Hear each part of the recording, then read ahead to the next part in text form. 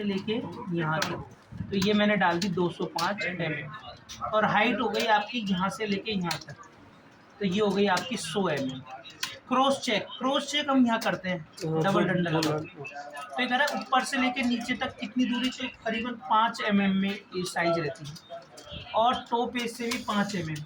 Sir bank में तो क्या उसमें नापना थोड़ी पड़ता है, वो तो शेयर कर देता है। नहीं, अपन को तो यहाँ एक बार सेट करना पड़ेगा, क्योंकि अच्छा, अपन अच्छा, क्या अच्छा। देंगे, चेक का प्रिंट निकालेंगे। बैंक में नहीं, ये अपने लिए काम आएगा, कंपनी के लिए। Distance of line top edge, अब क्या आ गया थर्ड पॉइंट, चेक डेट। ये चेक डेट रही इधर। अब इसमें कह रहा है कि आपकी टॉप एज से कितनी दूरी है चेक डेट पे लिखने की, तो थोड़ी सी दूरी है करीबन। ये भी मैं मान के चलता हूँ कि आपका 2 mm की दूरी मान लो। और स्टार्टिंग लोकेशन यहाँ से लेके यहाँ तक ये दूरी, अब ये पूरा 190 205 mm का है, तो ये मान के चलो 180 की दूरी पर होगा। स्टार्टिंग, अच्छा, स्टाइल ऑफ डेट की स्टाइल क्या है, DD mm और 4 बार Y। अपना भी ले लो DD mm 4 बार Y। सेपरेटर, अब इसमें देखो आजकल के डंडे पहले ही आते हैं, तो अपन को ऐसे 10 5 ऐसे सेपरेट करते हैं ना, तो वो लिखने की कोई आवश्यकता नहीं है, खाली छोड़ दो। सेपरेटर विड्थ में भी कोई जरूरत नहीं है, क्योंकि ऑटोमेटिक विड्थ हो जाती है, खाली छोड़ दो। और कैरेक्टर में भी कोई आवश्यकता नहीं है, डिस्टेंस कितना होना चाहिए, ऑटोमेटिक डिस्टेंस बन जाएगा, ये भी आप खाली छोड़ दो। पर ये कह रहे हैं कुछ ना कुछ वैल्यू तो एंटर करनी पड़ेगी, मतलब आप एक का एंटर डाल दो, इतना मिनिमम एक। आप कह रहे हैं पार्टी है पेई नेम, ये आ गया। ये कह रहा है कि ऊपर से टॉप एज, ऊपर से लेके यहाँ तक की कितनी दूरी है, मतलब आप इसको कहाँ से लिखना चालू करेंगे, तो मैं इसको करीबन 10 की साइज से लिखना चालू करूँगा, 10 mm की दूरी से, ठीक है। अब स्टार्टिंग लोकेशन इधर से किधर कितना लिखना चालू करोगे, तो इधर से आप 5 mm की दूरी पर मान के चलोगे। और ये पेई नेम का विड्थ एरिया कितना है, ये करीबन पूरा चेक किए यहाँ तक। अच्छा, भाई इसका एरिया कितना है पूरा यहाँ तक, ये यहाँ से लिखना चालू करोगे तो यहाँ पे खत्म होगा। तो 205 टोटल है, तो आप 190 मान लो पूरा। अब आ जाओ अमाउंट इन वर्ड, शब्दों में हम कहाँ से लिखना चालू करते हैं, यहाँ से। अब शब्दों में कह रहा है second line from top edge, आपकी ऊपर की लाइन से और यहाँ तक टॉप से यहाँ तक कितनी दूरी है, तो मैंने ले ली 20 की दूरी। और हाइट अब इसमें क्या 2 लाइन आती है रुपीज में, 1 और 2, तो आपके दोनों के बीच में जगह कितना होना चाहिए, मैं मान के चलता हूँ 5 की दूरी होनी चाहिए।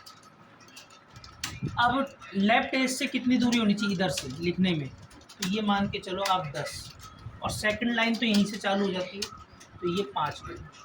विड्थ एरिया, अब रुपीज का जो शब्दों में लिखते हैं अपन, इसका एरिया यहाँ पे रुक जाता है, क्योंकि बीच में क्या आ जाता है, अंकों का कॉलम आ जाता है। तो आप इसका एरिया मान के चलो करीबन 150 की दूरी मान लो, 160 ले लो। और print currency symbol, formal name होता है INR, इंडियन रुपीज, तो हमें वो नहीं छापना, हमें तो एक करेंसी का सिंबल छापना है जो नीचे आ जाएगा। अब आ गया अमाउंट इन फिगर, ये जो कॉलम है ये इसमें क्या भरा जाएगा, अमाउंट। तो आपका टॉप एज से कितनी दूरी पर होना चाहिए, तो टॉप एज से करीबन ये आधे के समथिंग है, तो आप इसको 35 की या 45 की दूरी पर ले लो, 35 ले लो। और स्टार्टिंग फ्रॉम लेफ्ट एज, अब यहाँ से लेके यहाँ तक कितनी दूरी है, चूँकि अपना ये कहाँ पर ख़त्म हो गया 160, तो ये आपका 161 से 40 दूरी मान लो, ठीक है। विड्थ एरिया, इसका पूरा विड्थ एरिया कितना है आपका, इसका 40 नहीं 161 से मान लो, लेफ्ट एज से कितना हो गया 161, और इसका विड्थ एरिया है 40, पूरा ये कितना है 40। करेंसी सिंबल रुपीज, कंपनी का नाम आपने DK डाल रखा है, लेफ्ट से 100। अच्छा, हाँ। Print currency name, company name, तो आपका DK है, बाय डिफॉल्ट DK आ गया। सिग्नेचर, जैसे 2 सिग्नेचर होते हैं, एक अकाउंटेंट के होते हैं, एक सेक्रेटरी के होते हैं। सेक्रेटरी मतलब सचिव। कह रहा है डिस्टेंस फ्रॉम टॉप एज, अब इसकी टॉप एज से कितनी दूरी होनी चाहिए, तो अपन साइन यहाँ करते हैं यहाँ पे, ठीक है ना। तो आप ये मान के चलो ये पूरा 100 का है, तो ये 80 की दूरी, 80 के 70 की तो मानो ही मानो। और स्टार्टिंग लोकेशन यहाँ से यहाँ तक की दूरी मान के चलो आप 160, और विड्थ एरिया पूरा 40 का मानो और हाइट इसकी 30 की मानो या 25 की। अब आप देखोगे तो कुछ इस तरह का प्रिंट निकलेगा। कंपनी नेम ये ABC एक डमी नेम आ रहा है, डेट आ गई, अमाउंट डमी आ गई, ये सब कुछ डमी आ गई। अब हमें प्रैक्टिकल में इसका पेमेंट करना है किसी पार्टी को। आ जाओ पेमेंट में,